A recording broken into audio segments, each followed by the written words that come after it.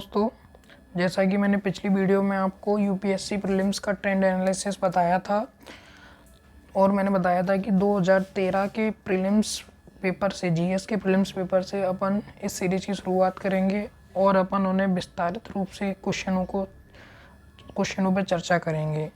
UPSC 2013 का set ए ये मेरे सामने है, अपन इसको देखेंगे। प्रश्न नंबर 1 पे आते हैं तो अपन देखते हैं कि क्या है। प्रश्न 1, यदि किसी राज्यसभा किसी धन विधेयक में सारभूत संशोधित करती है तो तत्पश्चात क्या होगा। ये पॉलिटी का क्वेश्चन है। क्वेश्चन नंबर 1 पॉलिटी का है। तो अपन देखेंगे ऑप्शन में कि क्या क्या है। पहले अपन समझेंगे कि धन विधेयक के बारे में आर्टिकल 109 में बताया गया है। आर्टिकल 109 में धन विधेयक के बारे में बताया गया है। इसमें लोकसभा को अनन्य अधिकार दिए गए हैं। और अपन देखेंगे अब कि क्या कहते हैं।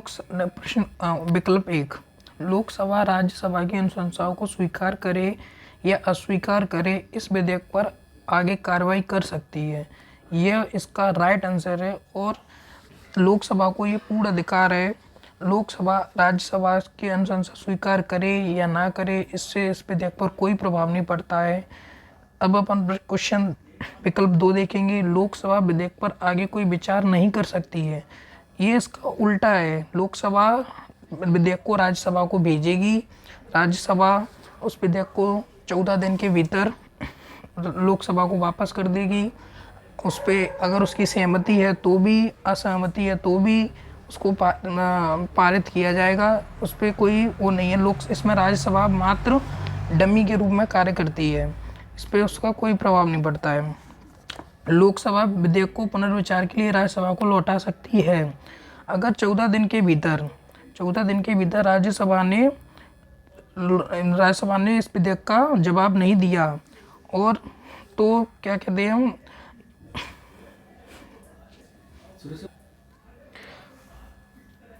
लोकसभा विधेयक को पुनर्विचार के लिए राज्यसभा को लौटाती नहीं है, उसे राज्यसभा और लोकसभा दोनों सदनों में पास मान लिया जाता है। राज्यसभा लोकसभा दोनों सदनों में पास मान लिया जाता है। राष्ट्रपति विधेयक को पारित करने के लिए संयुक्त बैठक आहूत कर सकता है। राष्ट्रपति संयुक्त बैठक पारित कर सकता है, ऐसा कोई प्रावधान नहीं है। अतः विकल्प डी भी गलत है, विकल्प सी भी गलत है, विकल्प बी भी गलत है। केवल विकल्प ए सही है। लोकसभा राज्यसभा की अनुशंसाओं को स्वीकार करे या अस्वीकार करे इस विधेयक पर आगे कार्रवाई कर सकती है। राज्यसभा की अनुशंसाओं को स्वीकार भी कर सकती है, अस्वीकार भी कर सकती है और इस पर आगे कार्रवाई भी कर सकती है। लोकसभा पूरी तरह स्वतंत्र है धन विधेयक के रूप में। अब अपन चलते हैं प्रश्न क्रमांक 2 की ओर। अब प्रश्न क्रमांक 2, निम्नलिखित कथनों में कौन सा एक सही है। नंबर 1 विकल्प, भारत में एक ही व्यक्ति को एक ही समय में 2 अधिक राज्यों में राज्यपाल नियुक्त नहीं किया जा सकता। तो अपन बात करेंगे आर्टिकल 153 में। आर्टिकल 153 में कहा गया है कि एक राज्य का एक राज्यपाल होगा, एक राज्य का एक राज्यपाल होगा। लेकिन सातवें संशोधन 1956 द्वारा ये भी कहा गया है कि जो एक राज्य के 2 राज्यपाल हो सकते हैं। तो ये बिल्कुल राज्यपाल नियुक्त नहीं किया जा सकता। ये प्रश्न एक विकल्प गलत हो जाएगा। भारत में राज्यों के उच्च न्यायालय के न्यायाधीश राज्य के राज्यपाल द्वारा नियुक्त किए जाते हैं। ये बिल्कुल गलत है। राज्यपाल द्वारा नहीं नियुक्त किए जाते हैं, राष्ट्रपति के द्वारा नियुक्त किए जाते हैं।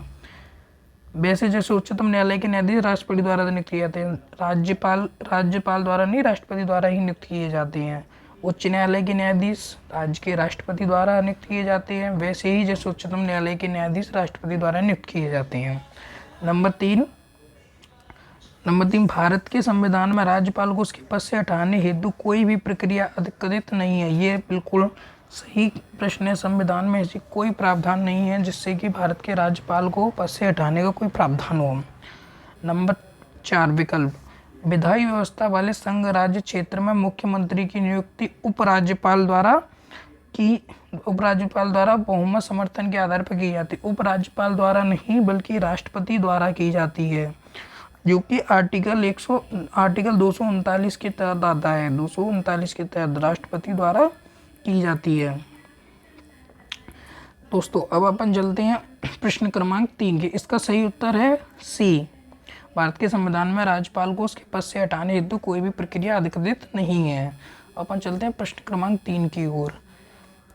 ये क्वेश्चन ज्योग्राफी से पूछा गया है। इसमें देखेंगे अपन एविएशन का पठार अरब। इसमें अपन को देखा गया है कि निम्नलिखित में से कौन सा एक सही सुमेलित है। सही सुमेलित पूछा है तो अपन देखेंगे एविएशन का पठार, इसमें दिया हुआ है अरब, एटलस पर्वत उत्तर पश्चिमी अफ्रीका, गुयाना चूमी दक्षिणी पश्चिमी अफ्रीका, ओकावांगो पेंटागोनिया। एविएशन का पठार अफ्रीका में है, ना कि अरब में, तो अपना ये गलत हो जाएगा। एटलस पर्वत उत्तर पश्चिमी अफ्रीका में, ये राइट है। गुयाना उच्च भूमि दक्षिणी अमेरिका में है, ओकावांगो दक्षिण पश्चिम अफ्रीका में है, दक्षिण पश्चिम अफ्रीका में है, तो ये भी गलत है। एक बार अपन इनको मैप के माध्यम से देखेंगे कि ये कहाँ पे है। ये अपना एविएशन का पठार है, ये अपना एटलस पर्वत है, ये अपना गुयाना उच्च भूमि है, ये अपने ओकावांगो है। ओकावांगो अंगोला, बोत्सवाना, नामीबिया की तीनों की सीमाओं पर है। इसी प्रकार एटलस पर्वत अपना अल्जीरिया, ट्यूनीशिया, मोरक्को और गुयाना उच्च भूमि अमेजन नदी के उत्तर की ओर है। अब अपन चलते हैं प्रश्न क्रमांक 4 की ओर। प्रश्न क्रमांक 3 का उत्तर है एटलस पर्वत उत्तर पश्चिम अफ्रीका, अतः विकल्प बी सही है। अपन चलते हैं प्रश्न क्रमांक 4 की ओर। भारतीय शिला वस्तु के इतिहास के संदर्भ में निम्नलिखित कथनों पर विचार कीजिए। विकल्प 1, बादामी की गुफाएं भारत की प्राचीनतम अवशिष्ट शैलग्रस्त गुफाएं हैं। बादामी की गुफाएं 6वीं-8वीं शताब्दी में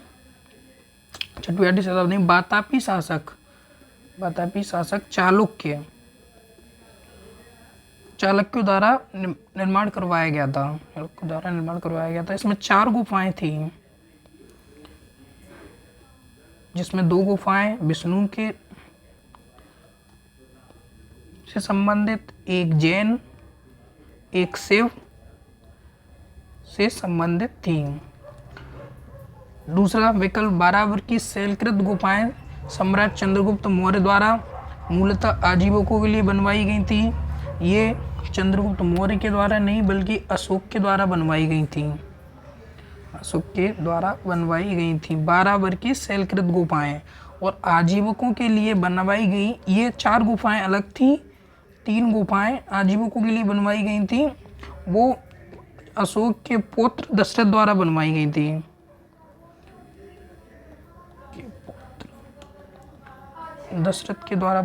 थी। अतः ये विकल्प भी गलत है, विकल्प ए भी गलत है। विकल्प सी, एलोरा में गुफाएं विभिन्न धर्मों के लिए बनाई गई थी। एलोरा में लगभग टोटल 34 गुफाएं हैं, जिसमें 1 से 12 गुफाएं बौद्धों के लिए, 13 से 29 गुफाएं हिंदुओं के लिए, 30 से 34 गुफाएं जैनों के लिए हैं। अतः इसमें सभी धर्मों के तीनों धर्मों के बारे में बात की गई है, अतः विभिन्न धर्मों के लिए बनाई गई हैं। अतः विकल्प सी बिल्कुल सही है। अपना ए गलत है तो ए गलत हो जाएगा, बी गलत है तो बी गलत हो जाएगा, और डी गलत है ही, तो केवल 3। अब प्रश्न क्रमांक अपन 5 की ओर चलते हैं। ये अपना साइंस टेक्नोलॉजी का प्रश्न है। पुनर्योगज डीएनए प्रौद्योगिकी, अनुवांशिकी, इंजीनियरिंग तीनों को स्थानांतरण होने देता है। पौधों की विभिन्न जातियों में, जंतुओं से पौधों में, सूक्ष्म जीवों से जीवों के स्तर में, जीवों के स्तर में। ये प्रश्न, इसका सही उत्तर है 1, 2, 3। देखें कैसे। पुनर् अनुवांशिक इंजीनियरिंग क्या होती है? दो भिन्न जाति के जीवों को जोड़कर एक नया डीएनए संयोजन बनाया जाता है, जिससे विज्ञान, विकास, कृषि, उद्योग आदि में उपयोग किया जाता है। तो इसमें क्या हुआ कि डीएनए प्रौद्योगिकी जीनों को स्थानांतरित होने देता है। पौधों की विभिन्न जातियों में बिल्कुल सही, जंतुओं से पौधों में बिल्कुल सही, सूक्ष्म जीवों से उच्चतम जीवों में बिल्कुल सही, अतः इसके विकल्प डी बिल्कुल सही है। अब अपन चलते हैं प्रश्न क्रमांक 6 की ओर। भारत की यात्रा करने वाले चीनी यात्री युआंग च्वांग ने तत्कालीन भारत की सामान्य दशाओं और संस्कृतियों का वर्णन किया। इस संदर्भ में निम्नलिखित में से कौन से कथन सही हैं? नंबर 1, सड़क और नदी मार्ग लूट मार से पूरी तरह सुरक्षित है। ये गलत है, क्योंकि वो खुद लूट का शिकार हुआ था, इसीलिए इसको गलत है। जहाँ तक अपराधों के लिए दंड का प्रश्न है, अग्नि, जल व विष द्वारा सत्य परीक्षा किया जाना किसी भी व्यक्ति की निर्दोषता अथवा दोष के लिए निर्णय के साधन थे। ये बिल्कुल सही है। व्यापारियों को नौ घाटों और नाकों पर शुल्क देना पड़ता था। ये भी बिल्कुल सही है। चीनी यात्री युआन च्वांग 7वीं सदी में भारत की यात्रा की थी। इसने एक यात्रा संस्मरण को एक पुस्तक में लिखा था, जिसे सीयू की कहा गया, जिसमें ये उल्लेख मिलता है। अतः इसका सही उत्तर होगा 2 और 3, यानी विकल्प बी। अब अपन चलते हैं प्रश्न क्रमांक 7 की ओर। ये अपना हिस्ट्री से क्वेश्चन है, ये अपना साइंस टेक्नोलॉजी से प्रश्न है, ये अपना पॉलिटी से, ये ज्योग्राफी से, ये पॉलिटी से, ये अपना हिस्ट्री से।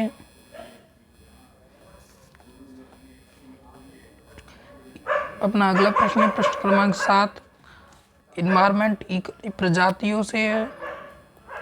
इसे इन्वायरमेंट इकोलॉजी से जोड़ के देख सकते हैं। तारा, इसमें पूछा गया कि निम्नलिखित विचार किए, तारा, कछुआ, मॉनिटर छिपकली, बामन सूअर, स्पाइडर बानर उपरोक्त में से कौन सा भारत में प्राकृतिक रूप से पाए जाते हैं? प्राकृतिक रूप से पाए जाते हैं। तारा कछुआ यानी स्टार कछुआ, स्टार कछुआ, स्टार कछुआ। ये अवैध व्यापार से खतरे में है, व्यापार से खतरा। ये भारत, पाकिस्तान, श्रीलंका आदि क्षेत्रों में पाया जाता है। मॉनिटर छिपकली, इसे तो बंगाल मॉनिटर छिपकली भी कहा जाता है। ये भारत में पाई जाती है प्राकृतिक रूप से।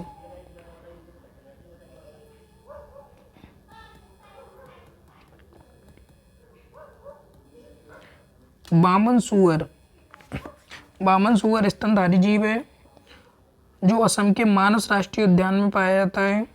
यह भी भारत में प्राकृतिक रूप से पाया जाता है। स्पाइडर बानर, स्पाइडर बानर मानस राष्ट्रीय उद्यान असम में पाया जाता है।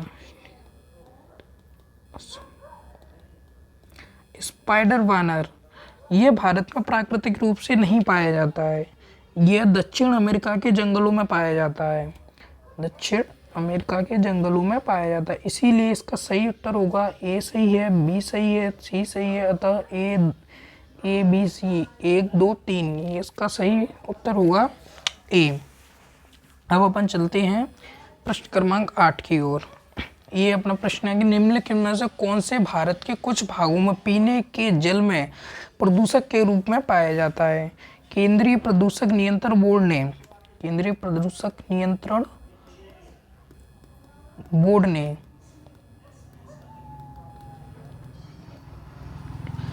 सॉर्बिटल और फॉर्मेल्डिहाइड को छोड़कर आर्सेनिक, फ्लूओराइड, यूरेनियम को जल के लिए प्रदूषक बताया है और सॉर्बिटल और फॉर्मेल्डिहाइड को भारत में पेयजल के लिए प्रदूषक नहीं बताया है। अतः भारत में प्रदूषक के लिए आर्सेनिक, फ्लूओराइड यूरेनियम, यानी 1, 3 और 5, 1, 3 और 5, अतः विकल्प सी सही उत्तर होगा इसका।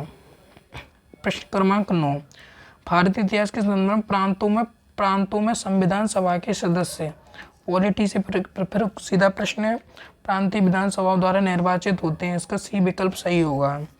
अपन प्रश्न क्रमांक 10 की ओर चलेंगे। प्रश्न क्रमांक 10, निम्नलिखित जंतुओं पर विचार कीजिए। समुद्री गाय, समुद्री घोड़ा, समुद्री सिंह, उपरोक्त में से स्तनधारी जीव कौन सा है? स्तनधारी जीव समुद्री गाय स्तनधारी है, समुद्री सिंह स्तनधारी है, समुद्री घोड़ा एक मछली की प्रजाति है जिसका सिर घोड़े जैसा होता है, इसकी पूंछ सांप जैसी होती है, लेकिन ये स्तनधारी नहीं होता है, तो इसलिए इसका सही उत्तर होगा 1 और 3, 1 और 3, यानी विकल्प बी। ठीक है दोस्तों, आज के लिए बस इतना ही। अगली सीरीज दीपावली के बाद कंटिन्यू होगी। दीपावली की छुट्टियां हैं तो 4-6 दिन एंजॉय करें, मस्त रहें, खुश रहें। बाद की सीरीज में लगभग अपन 30 प्रश्न डेली हल किया करेंगे। और अगर आपको अच्छा लगे तो लाइक सब्सक्राइब करें और मुझे अपने कमेंट में अपने सुझाव दें कि अच्छा और कैसे अच्छा किया जा सकता है। धन्यवाद।